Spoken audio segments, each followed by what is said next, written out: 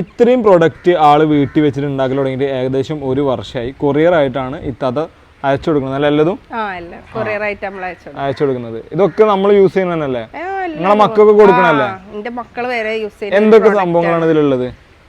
ഇതാണ് നമ്മളെ മോയ്സ്ചറൈസർ പറയുന്നത്.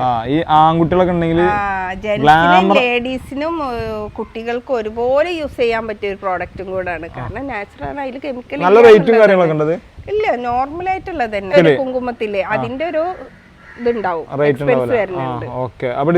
വിളിച്ചാ മതി. ഇത് പിന്നെ എന്താ അതിന്റെ പ്രത്യേകത?